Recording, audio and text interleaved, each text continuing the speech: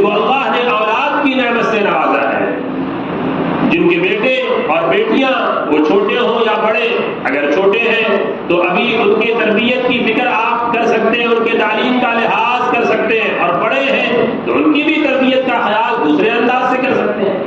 اور اگر وہ آپ کے بچے ایسے جو خود شادی شدہ ہیں تو آپ کے نواسے ہیں، نواسیاں ہیں، پوتے ہیں، پوتیاں ہیں، آپ اس گھر کے میرا ہیں، آپ اس گھر کے بزرگ ہیں، آپ اس گھر کے بڑے ہیں، آپ کے لوگوں کی توجہ ہے، آپ جو کہیں گے وہ بچے بھی جو احترام کی نگاہ سے آپ کو دیکھیں گے، آپ جو اشارہ کریں گے اسے وہ سمجھنے کی کوشش کریں گے، آپ جو راہ دکھائیں گے اس راہ پہ وہ چلیں گے، آپ جو کام کریں گے اس کام کو وہ اختیار کریں گے۔ تربیت کی ذمہ داری سے ہم کبھی آزاد نہیں ہو سکتے۔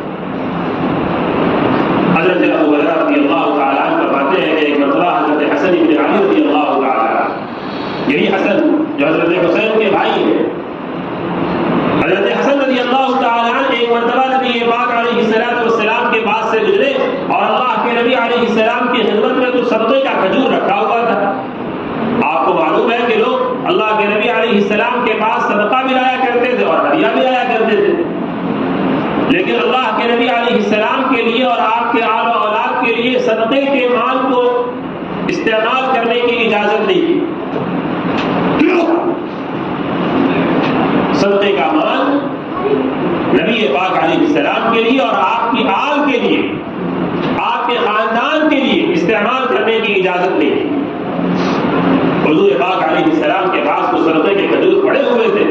حضرت حسن بن علی بہت چھوٹے تھے، میرے خیال سے یہ وقت 5-6 سال کی عمر کا تھا۔ حضرت حسن رضی اللہ تعالیٰ عنہ اس کم عمری کی بنا پر انہیں معلوم نہیں تھی یہ بات، اور بچوں کو کیا معلوم ہوتا ہے۔ اس بچے نے حضرت حسن رضی اللہ تعالیٰ نے کھجور اٹھایا اور منہ میں ڈال لیا۔ اللہ کے نبی علیہ السلام کی نگاہ پڑ گئی اور کہا کخ کخ، حسن نکالو منہ سے، نکالو نکالو، الٹی کرو، منہ سے نکالو۔ اما علمت اننا لا ندخل الصدقہ، بیٹا تمہیں معلوم نہیں ہے کہ ہم لوگ صدقے کا مال نہیں کھاتے ہیں، ہمیں اجازت نہیں ہے کہ صدقے کا مال استعمال کریں۔ یہ کیا ہے؟ یہ تربیت ہے جو نبی پاک علیہ السلام نے چھوٹے سے بچے کو آپ نے دی۔ اسی کو تربیت کہتے ہیں۔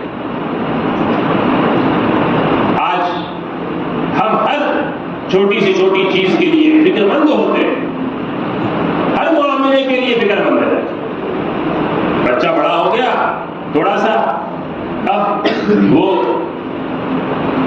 جو ہے اس لائق ہوا کہ کچھ کام کر سکے، کچھ پڑھ لیا، کچھ لکھ لیا، کچھ کام کے لائق بن گیا۔ دکان ہم نے کھول دی، بیٹا دکان جا رہا ہے کہ نہیں جا رہا ہے؟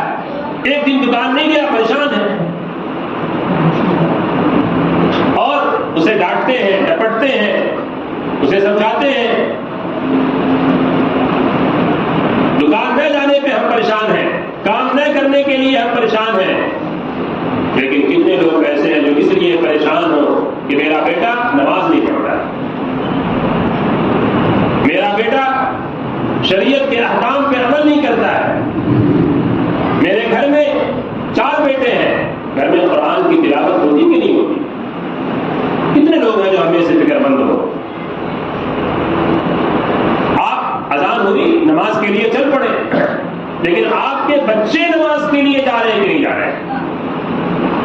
گھر میں جو بیٹیاں 10 سال کی ہو گئی اور نماز پڑھتی ہیں کہ نہیں پڑھتی؟ شادی بیاہ میں جا رہی ہیں، کس کے ساتھ جا رہی ہیں؟ کون ہے؟ کس گاڑی میں بیٹھتی ہیں؟ کتنے بجے شادی سے واپس آ رہی ہیں؟ شادی کا لباس کون سا ہے؟ یہ ہمت ہے کسی کو روکنے ٹوکنے کی؟ شادی کے نام پر ساری آزادیاں ہو جاتی ہیں، اب جو چاہے پہنے، جو لباس پہنے، کوئی بول نہیں سکتے، زبان نہیں بول سکتے، ناراض نہیں ہو سکتے۔ آپ اچھا کیسے ناراض ہو جائے؟ شادی کے نام پر کیسے ناراض ہو جائے؟ ہر بے حیائی کی اجازت ہو جاتی ہے۔ کس کے ساتھ وہ لڑکی جا رہی ہے، آ رہی ہے، وہاں کیسے رہ رہی ہے، کس لباس میں رہتی ہے؟ اچھے اچھے دینداروں کے گھروں کا حال ایسا ہے کہ آپ زبان پہ نہیں لا سکتے، ساری بے حیائی اس دن کے لیے جائز ہو جاتی ہے، کنٹرول ہی نہیں ہے۔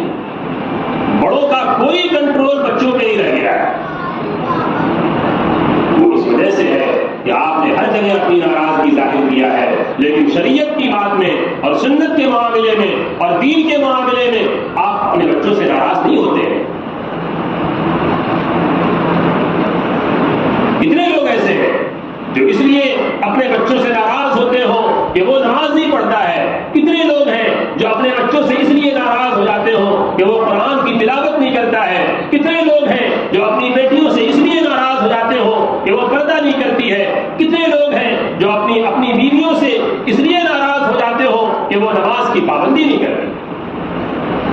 ایک وقت کے کھانے میں لیٹ ہو جائے تو آپ ناراض ہو جائیں گے، آپ جو آفس جائیں اور آپ کے لیے ٹفن نہ پیک ہو تو آپ ناراض ہو جائیں، آپ کہیں تیاری کے لیے نکل رہے ہوں اور آپ کے کپڑے استری نہ ہوں تو آپ ناراض ہو جائیں، اور اگر آپ کے گھر میں آپ کی بیوی جو صبح سے لے کر شام تک آپ کے لیے کام کرتی ہے اور صبح سے شام تک اپنے آپ کو آپ کے لیے فدا رکھتی ہے، اس کی ایک خدمت سے اگر وہ کہیں پر اس سے کمی ہو جائے تو آپ کی ناراضگی نظر آ جاتی ہے، لیکن اس بیچاری کے بارے میں کبھی آپ نے سوچا کہ اسے قرآن کی تلاوت کے لیے بھی موقع دینا چاہیے، اسے نماز کے لیے بھی موقع دینا چاہیے، اسے آرام کے لیے بھی موقع دینا چاہیے، اور اسے گھر کے اندر ماحول فراہم کرنا چاہیے کہ وہ بھی اللہ کے دین کی باتیں سنے، اس کے اندر بھی خدا کا ڈر پیدا ہو، اس کے اندر بھی خوف خدا پیدا ہو، اس کے اندر بھی خشیت پیدا ہو، اس کے اندر بھی الہیت پیدا ہو، اسے بھی اللہ کے دربار میں جانا ہے۔ اور میری ذمہ داری ہے کہ میں جس طرح سے اپنے نماز کی فکر کرتا ہوں اور اپنے روزے کی فکر کرتا ہوں اور اپنی تلاوت کی فکر کرتا ہوں اور اپنے لیے اللہ کے راستے میں جانے کی فکر کرتا ہوں، ایسے ہی میری ذمہ داری ہے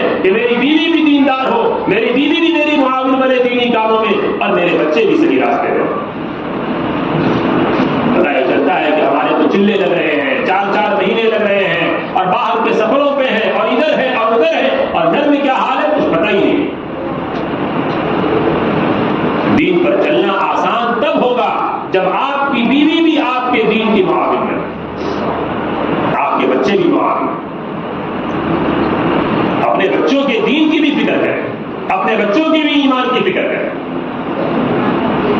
اللہ تبارک و تعالی نے قرآن کریم کے اندر ایمان والوں کو مخاطب کر کے کہا، یا ایھا الذین آمنوا قوا انفسکم واہلیکم نارا، اے ایمان والوں اپنے آپ کو اپنے گھر والوں کو جہنم کی آگ سے بچاؤ۔ کیا مطلب؟ اس راستے سے بچاؤ جس راستے پہ چل کر وہ جہنم کی آگ کے مستحق ہونے والے ہیں۔ وہ راستہ کون سا ہے؟ وہ راستہ اللہ سے غفلت کا ہے، وہ راستہ اللہ تبارک و تعالی کے حکم سے غفلت کا ہے، وہ راستہ گناہوں کا ہے، وہ راستہ بربادی کا ہے، وہ راستہ اللہ کے حکم سے منہ موڑنے کا ہے۔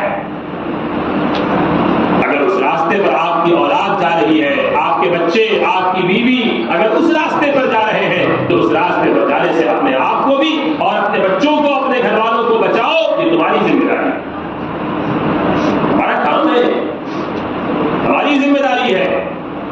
نبی پاک صلی اللہ علیہ وسلم آپ کو حکم دیا جا رہا، وَأْمُرْ أَهْلَكَ بِالصَّلَاةِ، اے نبی اپنے گھر والوں کو نماز کا حکم دیجئے، وَاصْطَبِرْ عَلَيْهَا، خود بھی اس پہ جمے رہیے، لَا نَسْأَلُكَ رِزْقًا، ہم آپ سے روزی کمانا نہیں چاہتے، اس لیے نہیں ہم نے آپ کو بھیجا، نحن نرزقک، یہ ہمارا کام ہے۔ ہر آدمی اپنی محنت کے اعتبار سے اپنی قسمت کی روزی حاصل کرتا ہے، ہر آدمی حاصل کرتا ہے، لیکن یہ مقصد زندگی نہیں ہے، کہ زندگی کی ضرورتیں ہیں جو اللہ نے ہر انسان کو سمجھ دیا ہے اور ہر انسان اپنی محنت کے اعتبار سے روزی کماتا ہے۔ جو مقصد زندگی ہے وہ یہ ہے کہ ہماری جو ذمہ داری